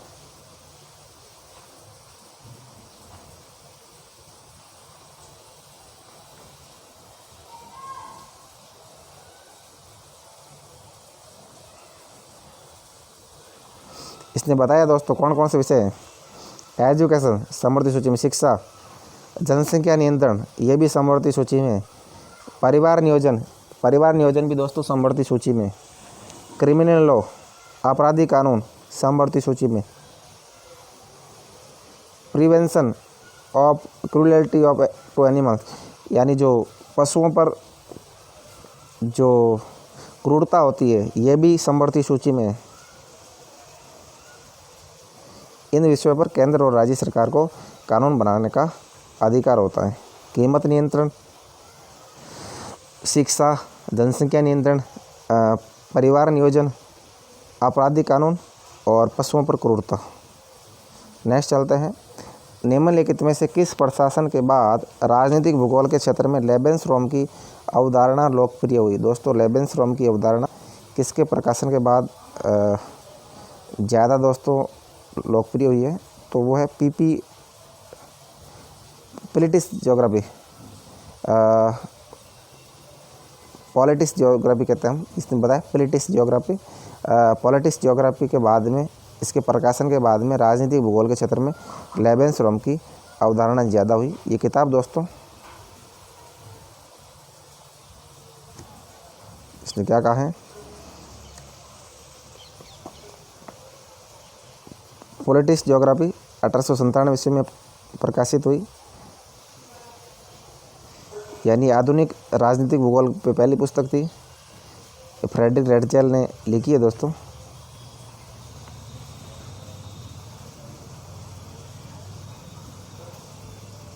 ये आपको ध्यान रखना दोस्तों, ये पॉलिटिक्स ज्योग्राफी फ्रेडरिक रेडजेल के द्वारा लिखी है दोस्तों ये। इसके बाद चलते हैं हम, भू राजनीति जिसे अंग्रेजी में कहेंगे जियो पॉलिटिक्स पद किसके द्वारा सर्जित किया गया। हाउस ऑफ सॉरी दोस्तों, भू राजनीति शब्द है वो कजेलन के द्वारा सर्जित किया गया और भू राजनीति की अवधारणा दी दोस्तों हाउस ऑपर ने। द टर्म जियो पॉलिटिक्स, यानी जो शब्द हैं भू राजनीति और geography and state was coined by Rudolf Kjellen as was introduced in his books Der States als Lebensraum.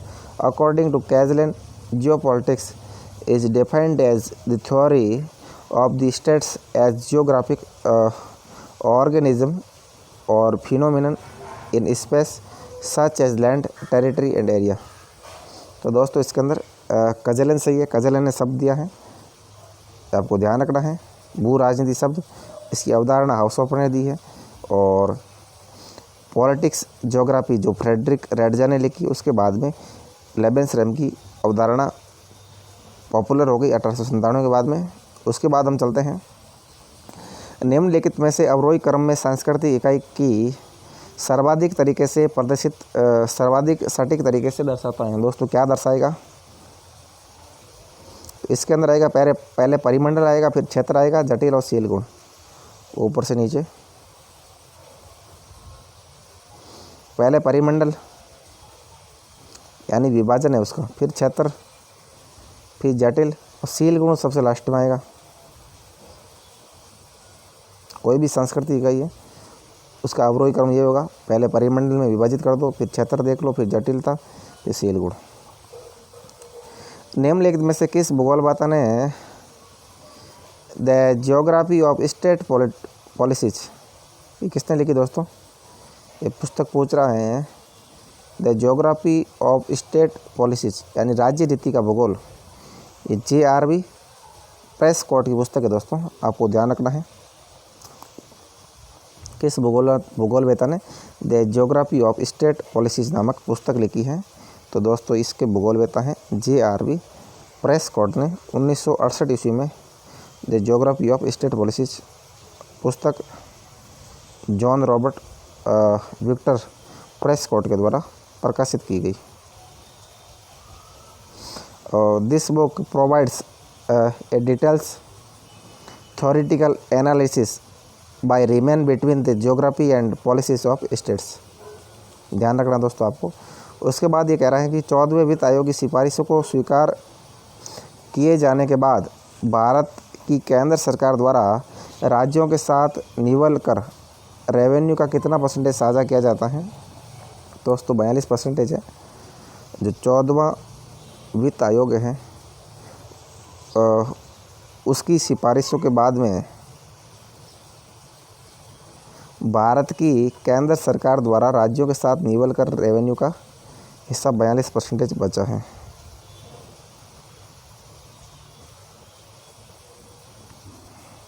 बता रहा ये 5वां साल में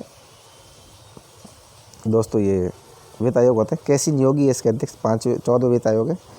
फिर दोस्तों ये बता रहा है कि ये शहर है और कौन सी नदी के किनारे हैं। तो आप जानते हैं दोस्तों अयोध्या शहर है,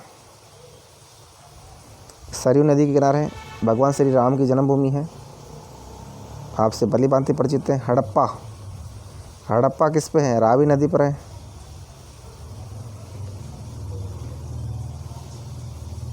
हड़प्पा रावी नदी के किनारे है। बी में 4 आएगा। अयोध्या सरयू हो गया, भगवान श्री राम की जन्मभूमि। फिर शाहजहाँबाद दोस्तों आएगा यमुना नदी के किनारे। शाहजहाँ ने यमुना नदी के किनारे शाहजहाँबाद बसाया। और मोहनजोदड़ो है दोस्तों, वो सिंधु नदी के किनारे स्थित है। दोस्तों ये आपको ध्यान होना चाहिए। अयोध्या सरयू, हड़प्पा रावी, शाहजहाँबाद यमुना और मोहनजोदड़ो सिंधु। फिर कह रहा है यदि इष्टतम यानी ऑप्टिमल स्थान कच्चे माल के स्रोत या बाजार से अधिक नज़दीक हैं तो इसके बताने के लिए निम्नलिखित में से किस सूचकांक का प्रयोग किया जाता है? दोस्तों इसमें है माल मटेरियल सूचकांक। मटेरियल सूचकांक अल्फ्रेड वेबर ने बताया। मटेरियल सूचकांक अल्फ्रेड वेबर ने कहा कि यदि ऑप्टिमल स्थान कच्चे माल के स्रोत, कोई स्थान कच्चे माल के स्रोत या बाज़ार के नज़दीक है तो उद्योग कच्चे माल के पास लगेगा, इसलिए मटेरियल इंडेक्स कहते हैं। उसके बाद दोस्तों एक अभिकथन है और एक ये कारण है, ये देखते हैं।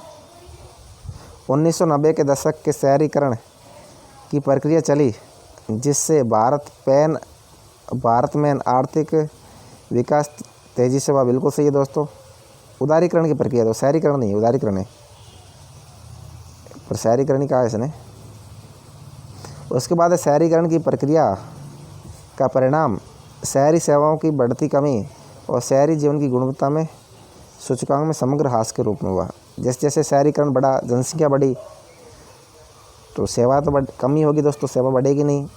और शहरी जीवन है, जीवन की गुणवत्ता में कमी हो रही, क्योंकि रहने के लिए लोगों के लिए आवास नहीं है, बहुत सारी चीज़ें नहीं है, इसलिए ये सारी चीज़ें हुई दोस्तों। और शहरीकरण की प्रक्रिया 1990 में। तो दोस्तों ये कथन और कारण दोनों सही है, लेकिन ये इसका एक्सप्लेन नहीं है। उसके बाद हम चलते हैं। ये 2 सूचियाँ दी हुई दोस्तों, इनका मिलान करना है। वृत्त क्षेत्र और मध्य क्षेत्र। केंद्रीय क्षेत्र में क्या आएगा दोस्तों? बस्तर आएगा। उसके बाद आएगा पश्चिम के अंदर क्या आएगा? सौराष्ट्र। सौराष्ट्र वेस्ट के अंदर है। बस्तर सेंटर के अंदर है, झारखंड सेंटर में है। और दक्षिण के अंदर क्या है दोस्तों? मलनाड। मलनाड साउथ के अंदर है। और ईस्ट के अंदर है दामोदर घाटी। दामोदर घाटी कहाँ है?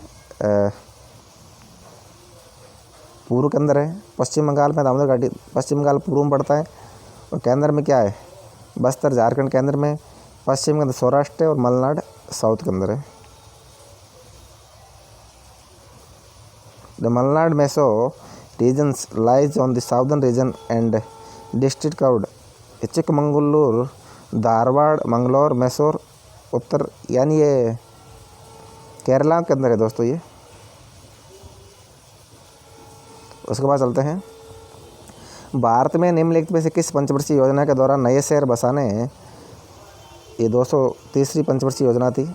इस तीसरी पंचवर्षीय योजना में नए शहर बसाने और मास्टर और क्षेत्रीय योजनाएं तैयार करने के लिए क्षेत्रीय दृष्टिकोण पर पहली बार बल दिया गया। तीसरी पंचवर्षीय योजना, पहली पंचवर्षीय योजना 1952 से 57 के बीच चली। दूसरी 57 से 62 के बीच। और तीसरी दोस्तों 62 से 67 के बीच जो पंचवर्षीय योजनाएं थी 1962 से 1967 के बीच। इस पंचवर्षीय योजना में नए शहर बसाने और मास्टर और क्षेत्रीय योजनाएं तैयार करने के क्षेत्रीय दृष्टिकोण पर पहली बार बल दिया गया। उसके बाद हम चलते हैं, लघु और मध्यम आकार के शहरों के विकास में तेज़ी लाने के लिए लघु और मध्यम शहरों के समेकित विकास यानी IDMST योजना किस पंचवर्षीय योजना के दौरान शुरू की गई? तो दोस्तों ये छठी पंचवर्षीय योजना बता रहा है। जब छठी पंचवर्षीय योजना में लघु और मध्यम आकार के शहर के विकास में तेज़ी लाने के लिए और लघु और मध्यम शहरों के समेकित विकास पर बल दिया गया। दोस्तों छठी योजना कब आई थी? तो दोस्तों तीसरी योजना तो आ गई लघु और मध्यम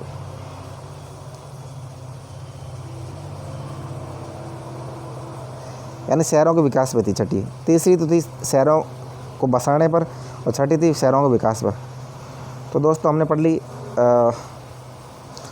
1967 तक 3 आ गई। फिर 68 और 69 में 2 एक वर्षीय योजनाएँ थी। फिर दोस्तों 69 से 74 चौथी और 74 से 79 74 से 79 जो 78 से चली, ये हो गई 5वीं। फिर एक वर्षीय योजना आ गई क्योंकि मोरारजी देसाई की सरकार आई 78 से 79 और 79 से 80। और ये दोस्तों जो योजना चली है 1980 से 1985 के बीच छठी पंचवर्षीय योजना चली है। 80 से 85 जब हमारी स्वर्गीय प्रधानमंत्री इंदिरा गांधी की सरकार थी, उन्होंने ये शुरू किया दोस्तों। फिर हम चलते हैं, निम्नलिखित में से किस प्रकार के शहरों को भारत में ब्रिटिश शासन के दौरान प्लान द्वारा विकसित नहीं किया गया? ऐसे कौन से शहर हैं जिनको प्लान द्वारा विकसित नहीं किया? तो दोस्तों मॉडल शहर हैं।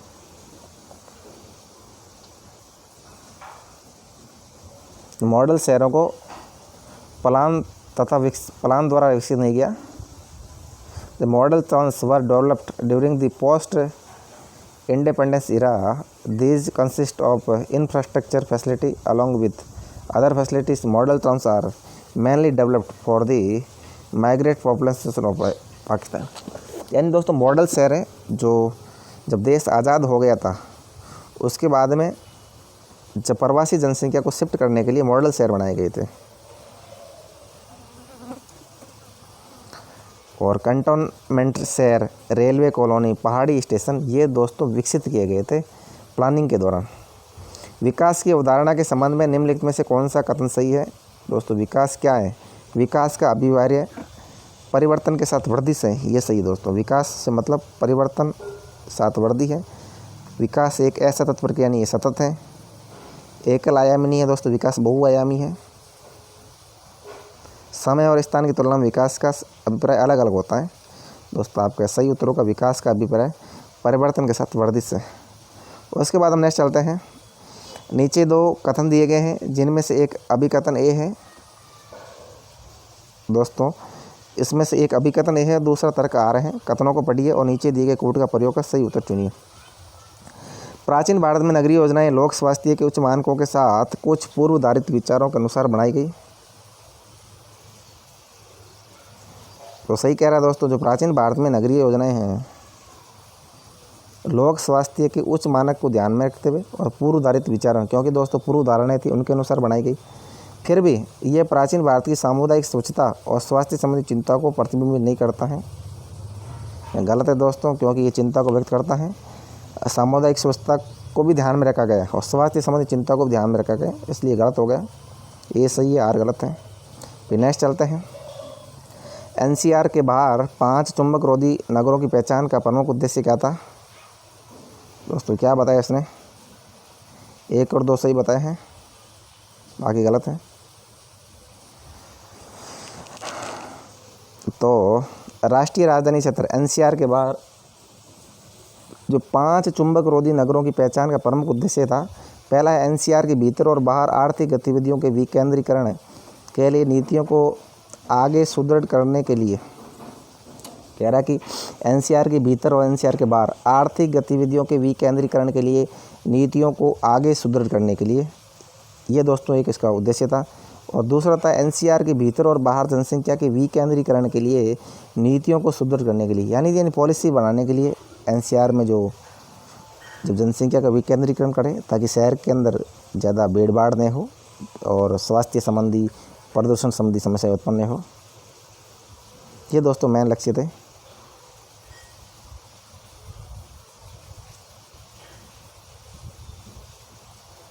तो दोनों आपको ध्यान रखने हैं, आर्थिक गतिविधियों के विकेंद्रीकरण और जनसंख्या के विकेंद्रीकरण। ये भौतिक अवसंरचना नहीं है और स्वास्थ्य और चिकित्सा नहीं है। ये दोस्तों कह रहा है कि कौन सी भारतीय तट रेखा की लगभग लंबाई 1000 किलोमीटर में? दोस्तों भारतीय तट रेखा की लंबाई है 7517 किलोमीटर। तो लगभग 7000 बताया इसने, 7517 किलोमीटर है, 17.7। ये जब अंडमान और निकोबार को शामिल करें तब है, और जब इनको अंडमान निकोबार और लक्षद्वीप को शामिल न करें तो 6100 किलोमीटर लंबी है भारतीय तट रेखा। तो इसने लगभग 7 बताया, क्योंकि 7500 किलोमीटर है भारतीय तट रेखा। निम्नलिखित में से कौन सा स्थान प्रमुख औद्योगिक केंद्र नहीं है? तो दोस्तों इसके अंदर प्रमुख औद्योगिक केंद्र कौन सा नहीं है? तो मदुरई दोस्तों जो धार्मिक शहर है, औद्योगिक केंद्र नहीं है। औद्योगिक केंद्र कोयम्बटूर है, कोलकाता है, मुंबई है। मदुरई क्या है? ये कह रहा है कि Coimbatore, Mumbai and Kolkata are the major industrial centres is falling under Bangalore, Tamil Nadu, Mumbai, Pune.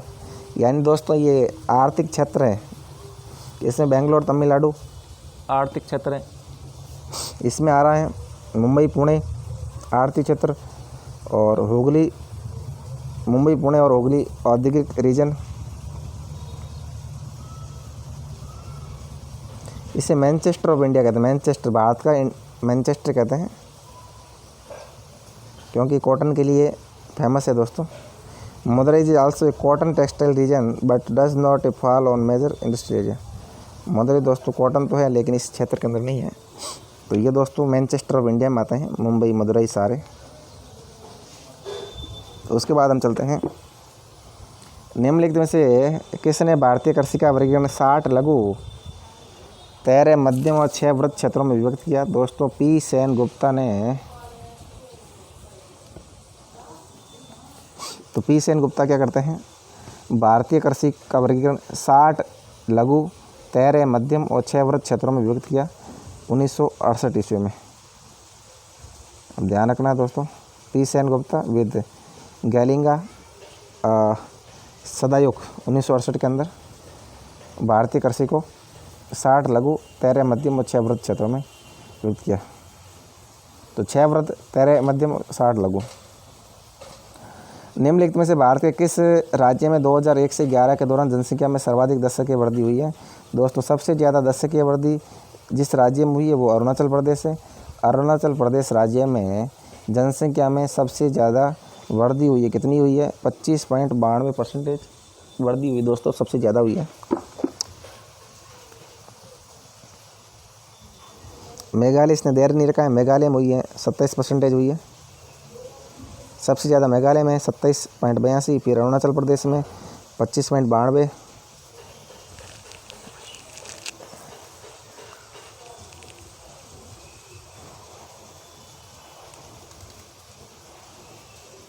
तो आपको ध्यान रखना है, सबसे ज़्यादा मेघालय फिर अरुणाचल प्रदेश से, और मेघालय उत्तर नहीं होने की वजह से अरुणाचल प्रदेश से। निम्नलिखित में से कौन सी नदी डेल्टा का निर्माण नहीं करती? दोस्तों नर्मदा नदी है, वो डेल्टा का निर्माण नहीं करती है, एस्चुरी बनाती है दोस्तों नर्मदा नदी, ज्वार नदमुख बनाती है। महानदी कावेरी और कृष्णा जो पूर्वी तट पर गिरती हैं, पश्चिम तट से निकलती हैं, ये तीनों नदियाँ डेल्टा बनाएगी। उसके बाद हम चलते हैं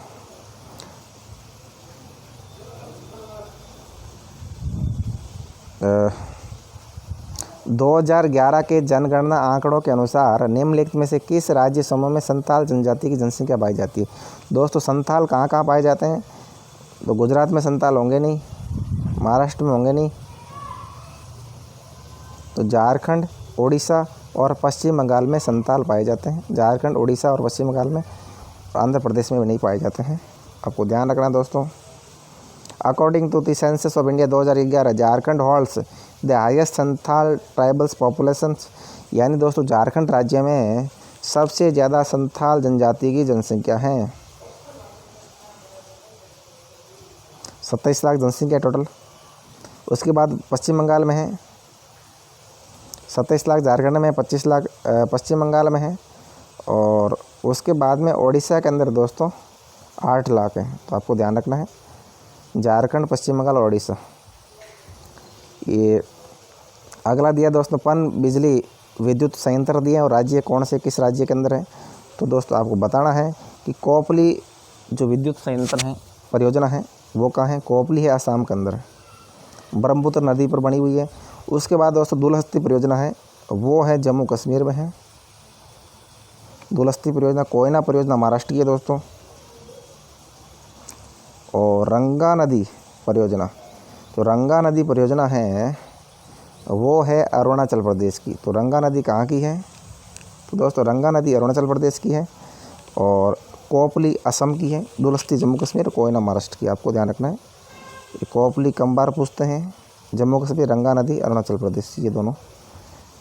फिर दोस्तों इसके बाद है मिट्टी के प्रकार राज्य, कौन से राज्य में कौन सी मिट्टी पाई जाती है, ये आपको बताना है दोस्तों। तो जलोढ़ मिट्टी यूपी में पाई जाती है, जो बाढ़ के साथ आती है। उसके बाद आती लाल मिट्टी। दोस्तों लाल मिट्टी कहाँ पाई जाएगी? लाल मिट्टी तमिलनाडु में पाई जाती है, ये भी आपको ध्यान रखना है। उसके बाद लेटेराइट आएगी, लेटेराइट दोस्तों केरल में पाई जाएगी। यानी दोस्तों ये पास पास में है, तमिलनाडु, केरल। तमिलनाडु में लाल और लेटेराइट है केरल के अंदर। उसके बाद में दोस्तों सब माउंटेन यानी पर्वतीय मिट्टी है, वो उत्तराखंड, जम्मू कश्मीर, हिमाचल, इन क्षेत्रों में पाई जाएगी। तो आपको सब माउंटेन पता है, उत्तराखंड में जलोढ़ पता है, यूपी में, और लाल और लेटेराइट में कंफ्यूज नहीं होना है दोस्तों। लेटेराइट केरल के अंदर है, महाराष्ट्र में भी लेटेराइट है, गुजरात में भी जलोढ़ है, लाल है तमिलनाडु। उसके बाद चलते हैं हम जैव अभयारण्य और राज्य, कौन से राज्य में कौन सा अभयारण्य है वो चलते हैं, देखते हैं। पचमढ़ी है दोस्तों मध्य प्रदेश के अंदर, पंचमढ़ी तीर्थ स्थल भी है, धार्मिक केंद्र है मध्य प्रदेश में। और सिमलीपाल अभयारण्य उड़ीसा के अंदर है, यह भी आप जानते हैं। अगस्तमलाई अभयारण्य कहाँ है दोस्तों? केरला के अंदर है, नाम से पता चल रहा है, चोटियाँ भी हैं ऊंची अगस्तमलाई की। और मानस वन्यजीव अभयारण्य आसाम के अंदर है दोस्तों, आप समझ गए होंगे इनकी। उसके बाद हम चलते हैं आगे। निम्नलिखित में से कौन सा पठार दक्षिणी मध्य उच्च भूमि का हिस्सा नहीं है? दोस्तों दक्षिणी मध्य उच्च भूमि का हिस्सा कौन सा पठार नहीं है? दोस्तों मालवा का पठार है, साउथ मिडिल उच्च भूमि का हिस्सा नहीं है। महाराष्ट्र, विंध्य और छोटा नागपुर, ये दोस्तों तीनों दक्षिणी मध्य उच्च भूमि का हिस्सा है, मालवा नहीं है।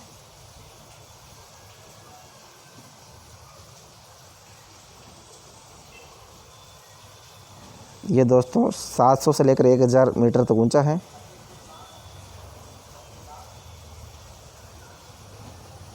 उसके बाद में किसी कक्षा के 500 छात्र छात्राओं को उनके लिंग के अनुसार 2 भागों में बांटकर पुरुष के यादृच्छिक प्रतिदर्श और स्त्रियों के यादृच्छिक प्रतिदर्श लेने के लिए निम्नलिखित में से कौन सा चर सही है? दोस्तों स्त्रीत चर आता है, आपको ध्यान रखना है। स्त्रीत चर आएगा, किसी क्लास के 500 छात्र छात्रा हैं, उनको लिंग के अनुसार 2 भागों में बांटे तो स्त्रीत चर में बांटा जाएगा। उसके बाद हम चलते हैं अगला सवाल। निम्नलिखित में से कौन सी विशेषता सैटेलाइट रिमोट सेंसिंग डाटा में समस्या पैदा करती है? तो दोस्तों बादल का आवरण होता है, बादल का आवरण होता है जो सैटेलाइट रिमोट सेंसिंग डाटा, उसमें समस्या पैदा करेगी। जल आवरण, वनस्पति आवरण, भू आवरण से कोई समस्या उत्पन्न नहीं होगी। भौगोलिक आंकड़ों के मानचित्रण में निम्नलिखित में से कौन सी प्रक्रिया कंप्यूटर का मुख्य कार्य है? दोस्तों ये आपको बताना है कि भौगोलिक आंकड़ों के मानचित्र है, उसमें कौन सी प्रक्रिया कंप्यूटर का मेन कार्य है? आंकड़ों को पुनः प्राप्त करना और उनका संरेखण करना। आंकड़ा संग्रहण तो होता ही दोस्तों, भंडारण तो है ही, कल्पना नहीं होता है। आंकड़ों को वापस प्राप्त करना और उनका संरेखण करना भौगोलिक आंकड़ों के मानचित्रण में, ये इसका मेन कार्य है। डाटा कलेक्टिंग, डाटा स्टोरिंग दोनों हैं। रिट्राइविंग ये भी है। Transforming, displaying spatial data from real world are main task of computer. Mapping in geographic data technology that provides the means collect use geographic data to assist the development work in known as geographical information system GIS। उसके बाद हम next देखते हैं, निम्नलिखित में से कौन सी मानचित्रण तकनीक रेखांकित क्षेत्रों को दर्शाने के लिए विभिन्न रंगों का प्रयोग करने के लिए सही है? दोस्तों इसके अंदर आएगा कोरोक्रोमेटिक। जो कोरोक्रोमेटिक मानचित्रण तकनीक है रेखांकित क्षेत्र को दर्शाने के लिए विभिन्न रंगों का प्रयोग करने के लिए सही है। तो दोस्तों आप समझ गए होंगे, इसको आपको एक्सप्लेन करते हैं। Chorochromatic map is the correct technique as in such maps different colours are used to show the areas और डिफरेंट ऑब्जेक्ट्स। उदाहरण के लिए डेंसिटी ऑफ पॉपुलेशन, जनसंख्या घनत्व, फॉरेस्ट टाइप वनों के प्रकार, वाइल्ड द। अगला बता रहा है दोस्तों कोरोप्लेथ में क्या आता है? The density of population is shown by different shades of colour, यानी अलग अलग कलरों में दिखाई जाएगी। विभिन्न रंगों का प्रयोग कोरोक्रोमेटिक में। अगला है दोस्तों चर y और चर x का इस शर्त के साथ समाश्रयण करता है कि रेखीय समाश्रयण मॉडल y बराबर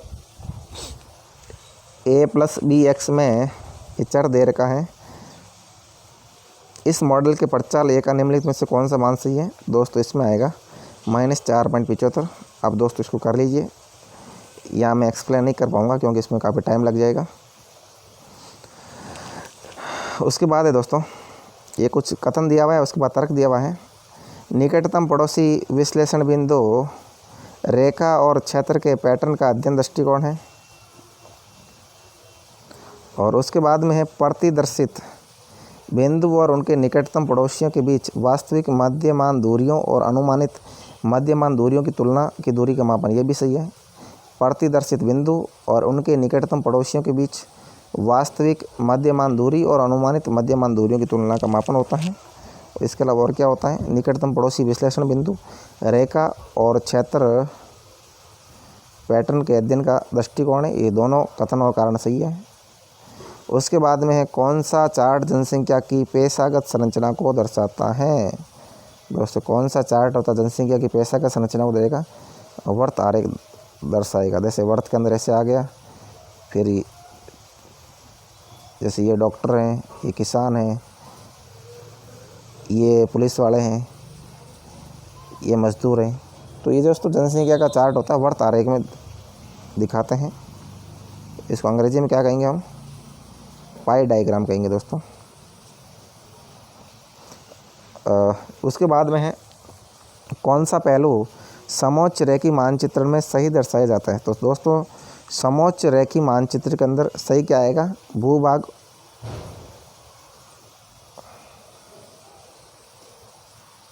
समोच्च रेखी मानचित्र में भूभाग की ऊंचाई को सही दर्शाया जाएगा।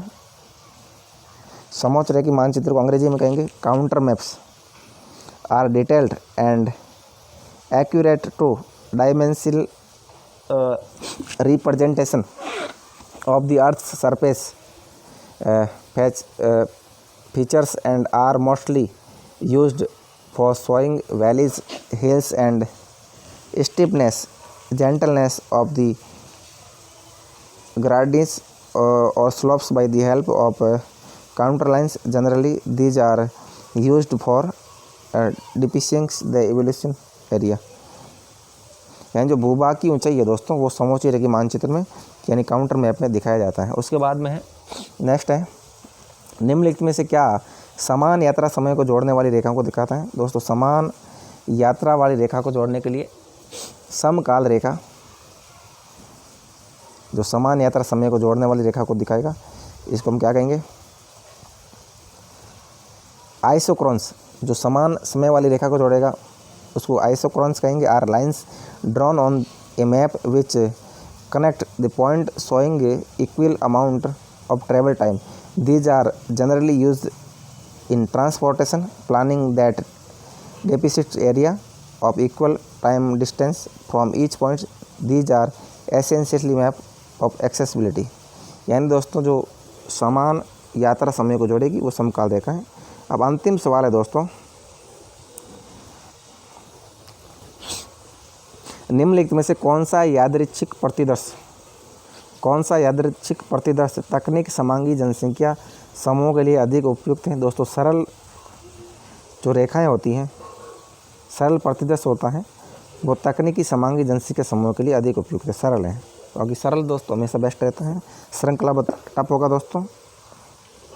The simple random sampling is most appropriate when the entire population from which the sample is taken homogeneous.